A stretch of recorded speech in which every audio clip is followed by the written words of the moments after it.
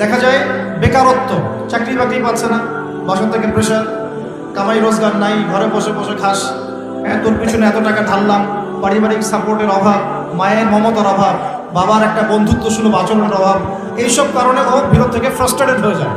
তখন বন্ধুর পাল্লায় পড়ে, বন্ধু বলে আয় ওসব বাদ দে, দুটো টান দে, শান্তি পাবে। তখন বন্ধুর কাছে যায়, এই যে টানা শুরু করলো, এখান থেকে শুরু হবে, প্রথমে সিগারেট থেকে শুরু করে, আস্তে আস্তে যাবে যে গাঁজা, ফেন্সিডিল, এখন তো ইয়াবার যুগ চলছে, আরো বড় বড় কত মাদক আল্লাহ ভালো জানেন এখন লঞ্চ হয়েছে, এগুলো প্রশাসন ভালো বলতে পারবে। তো স্টার্টিংটা কিন্তু এভাবে হয়, পারিবারিক সাপোর্টের অভাব, অথবা মমতার অভাব, অথবা একটা হৃদ্যতাপূর্ণ পরিবেশ নাই পরিবারের মধ্যে, ঝগড়াঝাটি ফাঁসা, পিতামাতার মধ্যে ফাঁসা, অথবা বন্ধুদের পাল্লায় পড়া, অথবা নারী, অথবা হতাশা, বেকারত্ব, এই কয়েকটাই কারণ মূলত। এগুলো থেকেই ছেলেরা মাদকের দিকে যাচ্ছে। তো কারণগুলো সলভ করতে হলে কোথায় আসতে হবে? আমি দুইটা খালি মেডিসিন বলবো, অনলি দুইটা। কয়টা?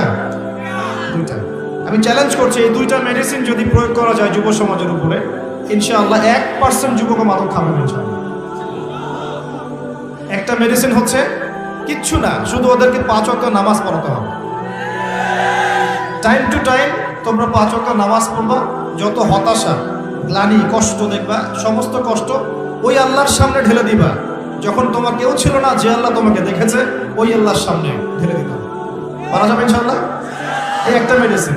অতএব নামাজই বানান, মানুষকে বেশি বেশি নামাজই বানান, অটোমেটিক সে মাদক থেকে দূরে আসবে ইনশাআল্লাহ।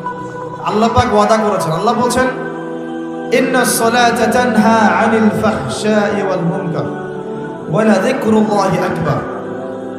আল্লাহ বলছেন শোনো, নিশ্চয়ই নামাজ পড়ার মতো পড়লে, নামাজ কায়েম করার মতো করলে, এই নামাজই তোমাকে সমস্ত পাপ থেকে দূরে রাখবে ইনশাআল্লাহ। নামাজ, আমি 3G 4G নামাজের কথা বলছি, নামাজের কথা বলছি যে নামাজ আপনি মনোযোগের সাথে, খুশুর সাথে নামাজে কি পড়ছেন বুঝতে পারছেন, সেজদায় গিয়ে দোয়া করছেন, আল্লাহকে পাচ্ছেন, এই নামাজের কথা বলছি।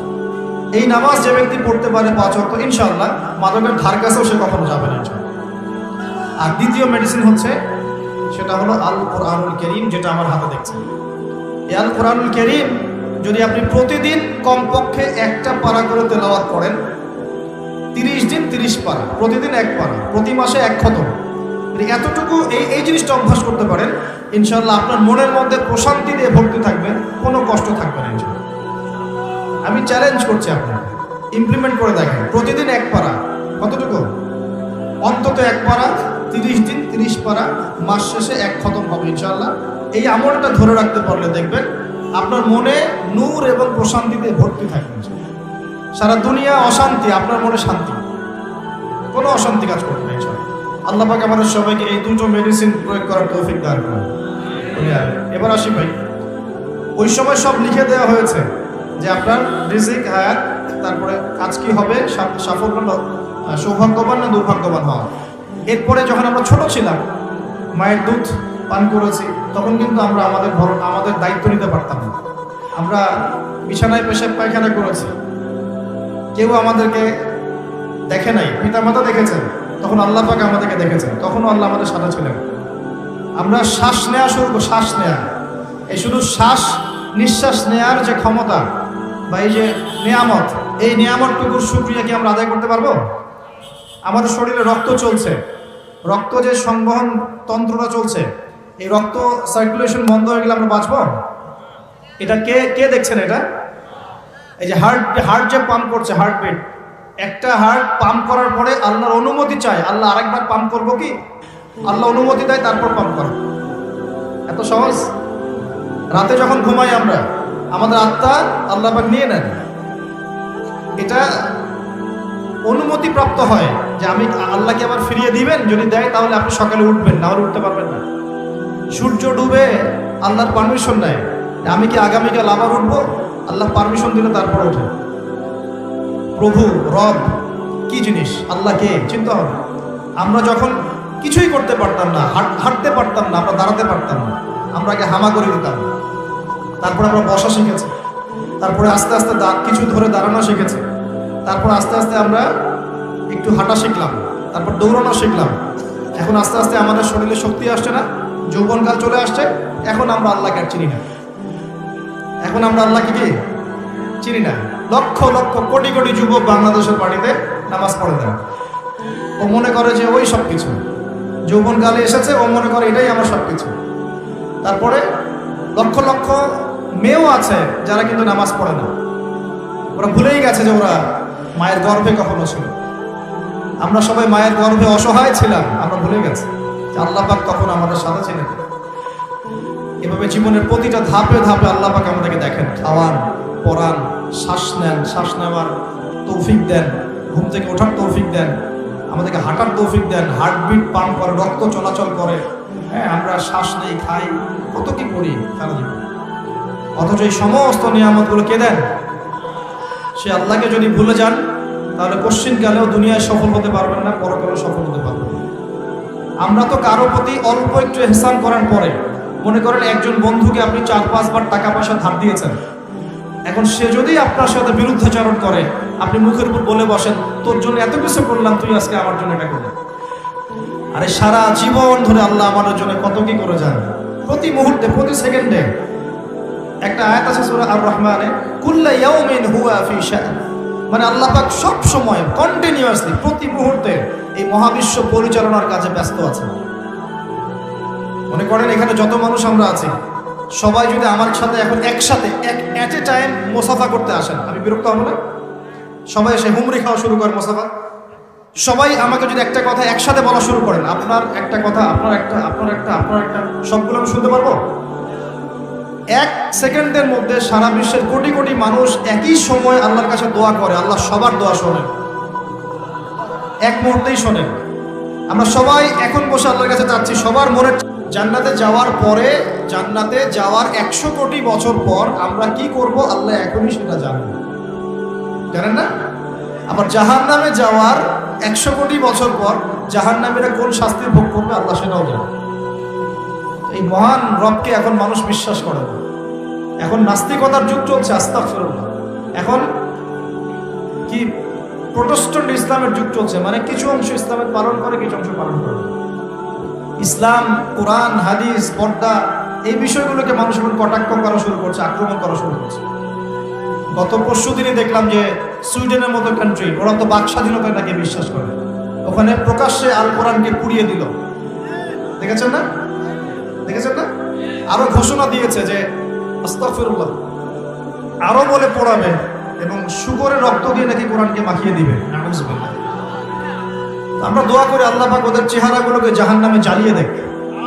হেদায়েতের দোয়া করতে পারবো না, এদের জন্য হেদায়েতের দোয়া করার রুচিবোধ আমাদের মধ্যে নেই। আল্লাহ পাক অচিরেই এদেরকে ধ্বংস করবেন ইনশাআল্লাহ, অচিরেই ধ্বংস তো হবে, এটা আমি নিশ্চিত। কারণ আমি শেষ জামানার ছাত্র, স্টাডি করি যে 3টা বড় বড় ভূমিকম্প আসা এখনো বাকি আছে। তার মধ্যে একটা হবে পশ্চিমা সভ্যতায়, এই ইউরোপিয়ান সিভিলাইজেশনের মধ্যে পশ্চিমা সভ্যতা একটা বড় ভূমিধস হবে অচিরেই। এখানে একটা বড় অংশের মাটি নিচে চাপা পড়ে যাবে ইনশাআল্লাহ। এটা কি আমাদের 10টা বড় নিদর্শনের একটা। 3টা বড় বড় ভূমিকম্প বাকি আছে, একটা পশ্চিমে, একটা পূর্ব দিকে, একটা পৃথিবীর মাঝখানে। তো এরা কোন জাতি? এরা সমকামী, ছেলে ছেলেকে বিয়ে করা এদের কাছে জায়েজ। তো ওরা তো কোরআনের বিরোধিতা করবেই, কোরআন তো এর বিরুদ্ধে কথা বলছে। কোরআন বলছে সমকামী একটা কম ছিল, কওমে লূত। ওদেরকে আল্লাহ পাক এমন শাস্তি দিয়েছেন যা বিশ্বে কাউকে দেন নাই। একদম মাটিটা উপরে তুলে আসমানে উঠায়, আসমান থেকে পাথর বর্ষণ করে সবগুলোকে থেতলা করে দিয়ে উল্টা দিকে আবার দাফন করে দিয়েছে কওমে লূতকে। জর্ডানের ডেড সি বা মৃত সাগর, ওই জায়গা যেখানে কওমে লূত ছিল। আর এরা হচ্ছে কওমে লূতের বর্তমান ট্রেডিশন, বর্তমান রেভলিউশনের বর্তমান ভার্সন হচ্ছে এরা। কওমে লূতের বর্তমান ভার্সন এরা, প্রেজেন্ট ভার্সন এরা। এরা এই সভ্যতা, পশ্চিমার এই সভ্যতা ছেলে ছেলেকে বিয়ে করা জায়েজ মনে করে। ওরা তো কোরআনের বিরুদ্ধাচরণ করবেই। আর কোরআন বলছে যে এরকম করলে একদম ধসাই দেব শাস্তি দিয়ে। আসমানের নিচে, জমিনের উপরে সবচেয়ে বড় বড় পাপগুলোর মধ্যে এটা একটা। ওরা তো সুদখোর, সারা বিশ্ববাসীকে সুদ খাইয়েছে। আর কোরআন বলছে সুদ যে খায় সে যেন আল্লাহ এবং তার রাসূলের সাথে যুদ্ধ করে। তাহলে ওরা তো কোরআনের বিরোধিতা করবেই। কোরআন বলছে যে সমাজে সাম্য থাকতে হবে, সাম্য। আর ওরা তো সাম্যের বিরোধী। ওরা মানবতার ধ্বজা ধরে বিশ্বের বিভিন্ন মুসলিম কান্ট্রির মধ্যে মুসলিম থেকে নির্যাতন করেছে। ওরা তো কোরআনের বিরোধিতা করবেই, স্বাভাবিক। কোরআন বলছে এইসব জালেমদের সাথে জিহাদ করতে। আর এই কিতাবে সেটা লেখা আছে, তাহলে ওরা তো এই বইটা পুরোতে চাইবে না? এগুলো পড়লে তো আপনার ভিতরে একটা জজবা চলে আসবে, ওরা চাইবে এখান থেকে আপনাকে দূরে সরাই দিতে। কোরআন বলছে মুসলিমদের ঐক্যের কথা, তো ওরা তো মুসলিমদের ঐক্য পছন্দ করবে না, অতএব কোরআন তো পুরাতে হবেই ওদের কাছে। কোরআন বলছে ওরা বস্তুবাদী আর আখিরাত চিরস্থায়ী, তো বস্তুবাদী এই সভ্যতা আখিরাতমুখী সভ্যতার বিরুদ্ধাচরণ তো করবেই। কোরআন বলছে যে দিন ইসলামকে আল্লাহ পাক পাঠিয়েছেন সারা বিশ্বে বিজয়ী হওয়ার জন্য, আর ইসলাম যদি বিজয়ী হয় ওদের অস্তিত্ব থাকবে, অতএব তারা তো বিরুদ্ধাচরণ করবে। কোরআন বলছে মাদক থেকে দূরে থাকার কথা, আর ওরা মাদক ফ্রি অ্যাক্সেস সবাই খাচ্ছে, তাহলে ওরা কি বিরুদ্ধাচরণ করবে না? স্বাভাবিক। কোরআন বলছে যে জেনা থেকে দূরে থাকো না, জেনার কাছেও যেও না, আর ওদের সভ্যতা এমন সভ্যতা যেখানে বাবাও মেয়ের সাথে জেনা করে। বিশ্বাস করছেন না কথা? বাবার হাতে ওরা মেয়েরা এই ইফটিজিং এর শিকার হয়, সেক্সুয়াল হ্যারাসমেন্টের শিকার হয়, এবং ভাই বোনের সাথে জেনা করে। কতগুলো প্রমাণ নেবেন? আমি একটা বইয়ের নাম বলে, লস্ট মডেস্ট একটা বই আছে, মুক্ত বাতাসের খোঁজে, পড়েন, সব দেখতে পাবেন ডিটেলস প্রমাণ স্বরূপ। এই সভ্যতা তো কোরআনের বিরুদ্ধাচরণ করবেই, কারণ কোরআন তো এখান থেকে আপনাকে দূরে সরাচ্ছে। ব্যভিচার, পরকীয়া কি ইসলামে জায়েজ? ওদের ওখানে একটা ফ্যাশন, ওরা কি বিরুদ্ধাচরণ করবে না? করবে। ওদের যতগুলো নোংরামি, অশ্লীলতা, ফাহেসা কাজ, আল্লাহ দ্রোহিতা, এই প্রত্যেকটা বিষয়ের বিরুদ্ধে কোরআন কথা বলছে বলেই কোরআনের বিপক্ষে ওদের এত জ্বালা। কিন্তু এই জ্বালা বেশি দিন স্থায়ী হবে না ইনশাআল্লাহ, কারণ আমরা জানি অচিরে এমন প্রজন্ম আল্লাহ পাক পাঠাবেন ইনশাআল্লাহ, যে প্রজন্মের প্রত্যেক সন্তান আল কোরআন পড়তে জানবে ইনশাআল্লাহ, কোরআনের অর্থ বুঝবে ইনশাআল্লাহ, কোরআনের আদেশ মানবে, নিষেধ বর্জন করবে ইনশাআল্লাহ, কোরআনের দাওয়াত মানুষের কাছে পৌঁছাবে এবং আল্লাহর এই পুরো জমিনে কোরআনের বিধান প্রতিষ্ঠা করবে ইনশাআল্লাহ। এমন প্রজন্ম অচিরেই আসবে